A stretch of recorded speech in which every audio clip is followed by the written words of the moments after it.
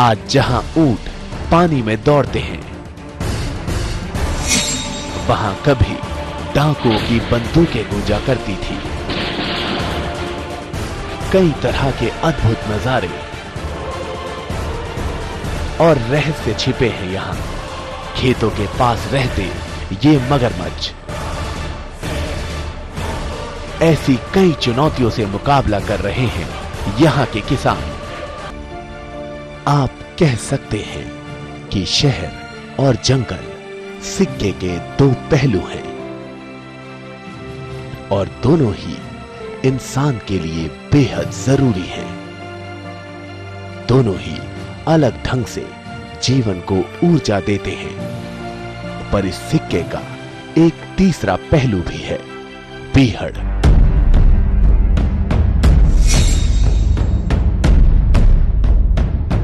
ये ना तो सही मायने में शहर का हिस्सा है और ना ही जंगलों का। एक अलग ही अस्तित्व है इन बीहड़ों का।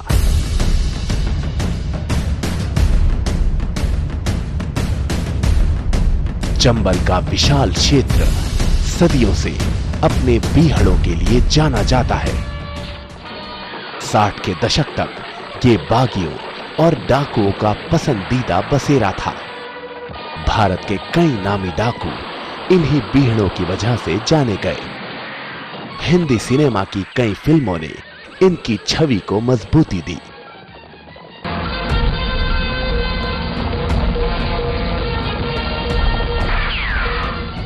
राजस्थान, मध्य प्रदेश और उत्तर प्रदेश के कई इलाकों में फैले हुए हैं ये बीहड़।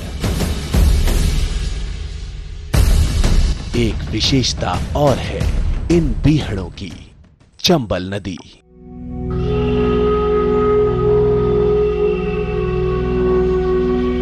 भारत की सबसे साफ पानी वाली और अप्रदूषित नदियों में से एक है चंबल नदी।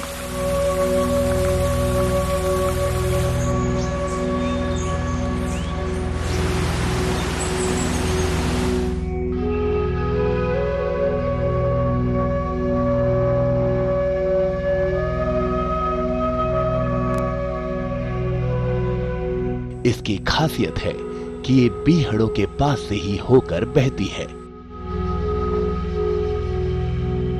शायद इसीलिए इस पर देश भर में तेजी से फैल रहे प्रदूषण का कोई खास असर देखने को नहीं मिलता।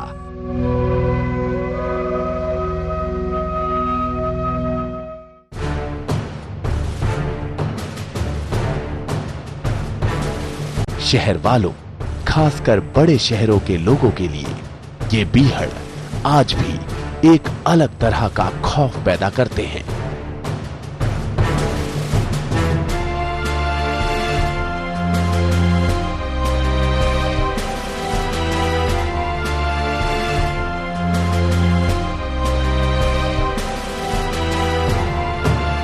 नामालूम अगले मोड़ पर क्या हो जाए,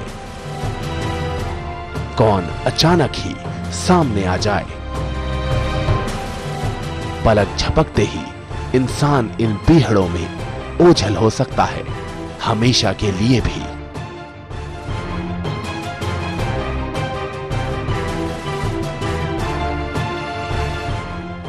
आज इन बीहड़ों से डकैत खत्म हो चुके हैं। शांति तो है यहां, लेकिन समृद्धि नहीं है। हजारों गांव बसे हैं इन बीहड़ों के आसपास। जिंदगी जीना आसान नहीं है यहां।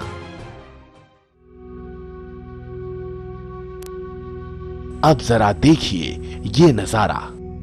धौलपुर के पास बहती इस चंबल नदी में काफी मगरमच्छ हैं, पर ये शख्स यहां क्या कर रहा है, और साथ में ये बच्चा भी है। थोड़ी देर इनसे बात करने के बाद ही माजरा समझ में आया।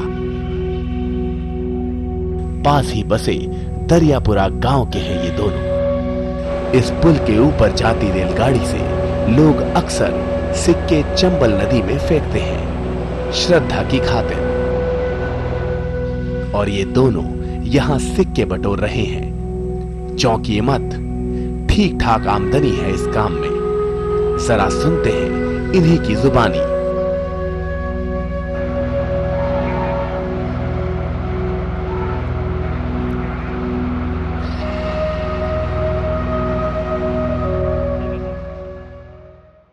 ये तो 200, 250, 300, 400 मिल जाए, 500 मिल जाए।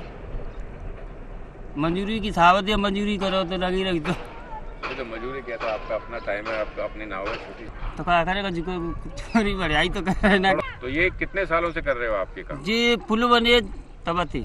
अच्छा, और दिन में कितने घंटे करते हो? दिन में चले जाके अब सवेरा आवेंगे।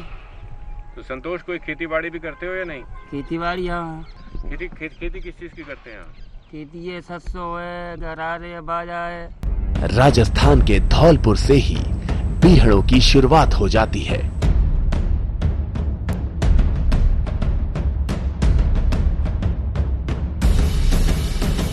पर लोगों और उनकी चुनौतियों को ज्यादा करीब से देखने के लिए चलते हैं मध्य प्रदेश के जाने माने शहर भिंड में।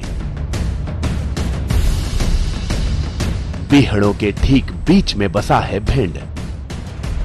ज्यादातर डकैत इसी शहर की देन है। अकेले भिंड जिले में ही 30,000 से ज्यादा लोगों के पास बंदूकें रखने के लाइसेंस हैं, जो अपने आप में एक रिकॉर्ड है।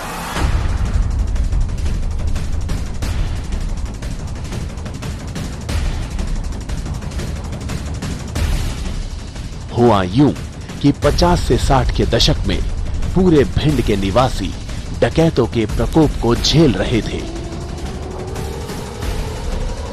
इसके चलते ही प्रशासन ने ये बंदूक के लाइसेंस लोगों को अपनी हिफाजत के लिए दिए। लेकिन आज इस इलाके में खतरे और चुनौतियां दूसरे किस्म की हैं।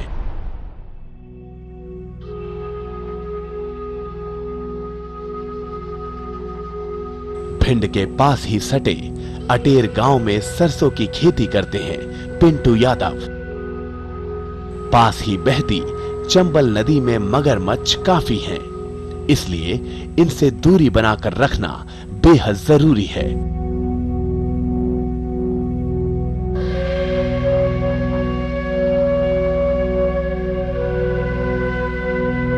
पिंटू, उसके भाई और पड़ोसी बताते हैं कि कई तरह की दिक्कतें हैं यहाँ खेती बाड़ी करने में।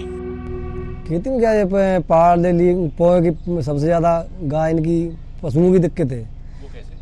अब पशुएं 24 घंटा गाय बहुत हो गई, अब वहाँ पे नहीं रहते तो फसल बिगड़ जाती है, सब खा जाते हैं गैया। अब गाय पोए सब पहाड़ लीलगा, गाय का भी आता है। हाँ, और इससे क्या है, और तो कुछ है नहीं है। अब वहाँ तार फैंसी है नहीं है, खुले आम है वहाँ से, तो ऊपर से आती है जंगल से सीधी खेत में चली जाती है गाय।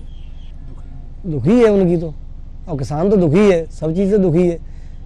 उस समय के इलाके में और आज के समय में चला के, उस समय मतलब इन लोगों का आतंक ज्यादा था, आज थोड़ा कम है तो सही, बाइक उतना नहीं है जितना पहले था। अच्छा, हाँ। पहले किस तरह का आतंक था? पहले तो बहुत ज्यादा था आतंक। जैसे कि मतलब जो है आना, आकर के गांव को लूटना या वसूली करना, हफ्तावारी महीनेवारी वसूली करना, वो चीज आज नहीं है। आज आपको क्या लगता है, यहाँ का इस चंबल क्षेत्र का किसान थोड़ा जागरूक हुआ है क्या? जागरूक तो क्या है, जागरूक होने के लिए संघर्ष कर रहा है। सबसे बड़ी समस्या है यहाँ पानी की। जैसे नहर अब ये पड़ी आपके ऊपर जा रही है, अब इसमें पानी हो तो सरसों कम बोएंगे, आदमी गेहूं ज्यादा बोएगा, चना भी बोएगा। चूंकि पानी आता नहीं है, इसलिए सरसों बोने पे मजबूर है। इसलिए कि पानी और बिजली की उपलब्धता न होने के कारण। अगर ये बराबर प्रॉपर मिले तो फिर आदमी सभी तरह की जिन्स बोएगा। अब रहा सवाल, जब पानी नहीं मिलेगा तो क्या करेगा बेचारा? भाई ऐसी फसल बोएगा जो कम पानी की लागत में मिल जाए, फिर भी भरपूर नहीं मिलती है। ठीक है, संघर्ष कर रहा है, अब देखो आगे क्या होता है, ये तो समय के ऊपर है। लेकिन इसको आप विडंबना नहीं कहेंगे कि इतनी बड़ी चंबल नदी बगल से बह रही है और इसका पानी किसी इस्तेमाल में किसी के काम नहीं आ रहा? भाई सेंचुरी एरिया घोषित है ये, अब उसमें से आप पंप लगा नहीं सकते हैं। सबसे बड़ी समस्या ये है ना, सेंचुरी एरिया अगर कोई पंप रख लेगा तो जब्त हो जाएगा, केस चलेगा। सच्चाई में बताऊं अपनी तुम्हें, जो है मेरे पे बीत रही है, मैं इस काम में रह रहा हूँ जब से मैंने अपने धरती माता पे इस पे जन्म लिया है, और आज भी मैं हूँ इस पे। क्या है मेरे ऊपर, मैं वही आपसे बता रहा हूँ सब में। मेरे माता पिता 2 भैंसें रखते हैं सर खाने पीने के लिए, यहाँ खेती बाड़ी करते हैं, जो कुछ होता है बोरा 2 बोरा खाने के लिए वो हो जाता है। और उसके अलावा बारिश बहुत कम होती है सर, बारिश से यहाँ किसान बहुत पिछड़ा जा रहा है, नीचे गरीब बहुत है। खाने पीने के लिए कोई फैक्ट्री नहीं है, कोई और कारखाना नहीं है। आपकी तरह बहुत सारे किसान यहाँ पे संघर्षरत हैं। हाँ, संघर्ष कर रहे हैं, और मगर तो भी किसान लोग पीछे जा रहे हैं। ऐसा क्यों? अब ऐसा सर क्यों है, ये बारिश नहीं होती है। सबसे ज़्यादा सर मैं बताता हूँ, गरीब ज़्यादा है इधर। अच्छा। हाँ, गरीब ज़्यादा है और कोई नहीं इधर। पैसा वाले भी हैं वे अपनी जगह बैठे, मगर गरीब ज़्यादा है। बच्ची को पढ़ाने की कुछ इच्छा रखते हैं? पढ़ाने की शिक्षा तो करूँगा मैं, सब कुछ करूँगा, मगर कुछ वो तो होना चाहिए, पैसा तो होना चाहिए सर। जेब में पैसा। हाँ, अब पैसा नहीं है तो कैसे? अब कपड़ा मेरे पास फटा पड़ा है, अब पैसे होंगे तभी तो नया ले लूँगा। ये हकीकत अटेर गांव की तो है, पर पूरे चंबल क्षेत्र की नहीं। सच तो ये है कि धीरे धीरे ही सही, पर चंबल के बीहड़ों का वर्चस्व अब कमजोर पड़ने लगा है। पहले यहां सन्नाटे में गोलियों की आवाज गूंजा करती थी, अब यहां खेत लहला रहे हैं।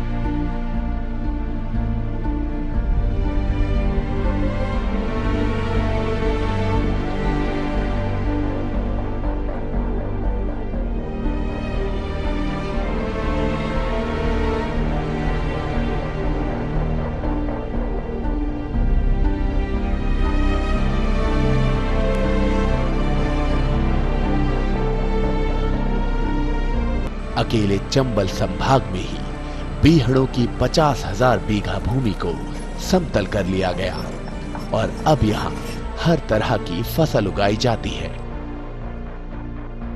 खासकर सरसों।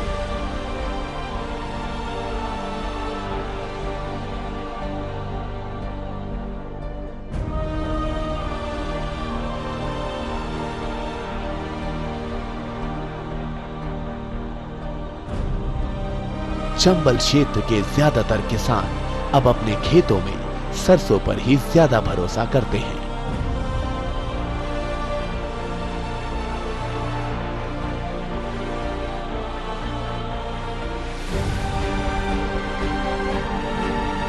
काफी फायदा भी देती है सरसों बजाय दूसरी फसलों के।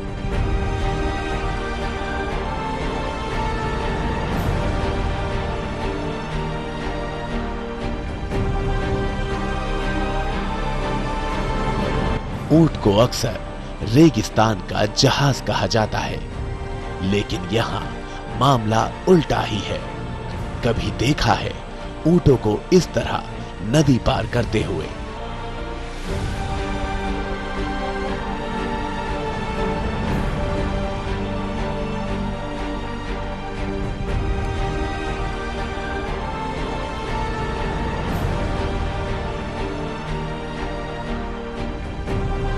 ये चंबल नदी यहाँ उत्तर प्रदेश और मध्य प्रदेश की सीमा तय करती है।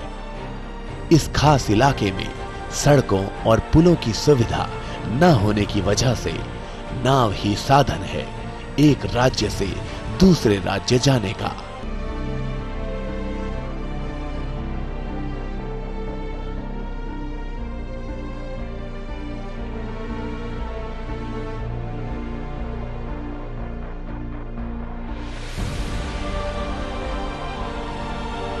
और साथ ही में ऊंट भी। चंबल नदी की खूबसूरती और इसमें पनपती जैव विविधता को करीब से देखने के लिए जरूरी है मोटर बोट से घूमना।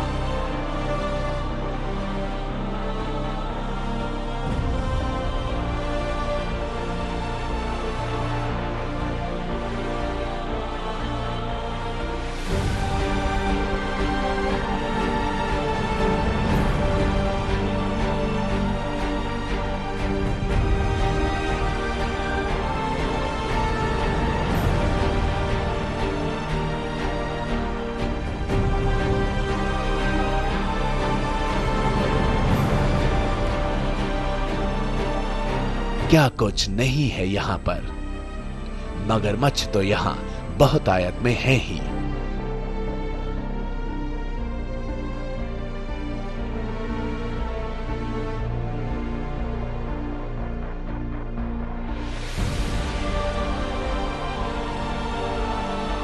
और भी कई प्राणियों और पक्षियों को चंबल सहारा देता है।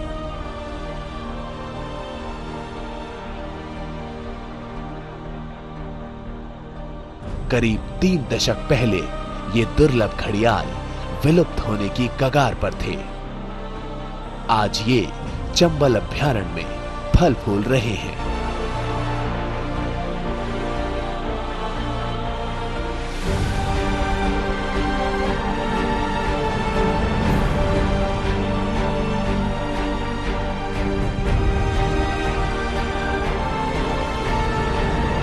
चंबल का एक और खास आकर्षण है ये बेहद खूबसूरत पक्षी इंडियन स्किमर।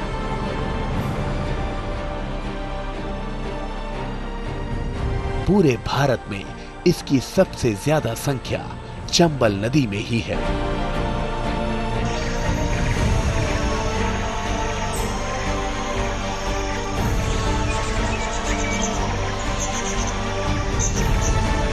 कई विदेशी सैलानी तो इंडियन स्कीमर की एक झलक पाने के लिए ही चंबल नदी में आते हैं।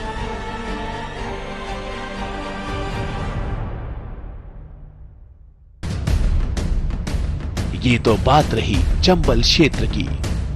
अगले एपिसोड में आप देखेंगे इंसान के जुझारूपन के कुछ पहलू, कैसे कुछ मेहनतकश लोगों ने इन बीहड़ों की चुनौती को स्वीकार किया और वो कर दिखाया कि दुनिया आज इनकी दाद दे रही है।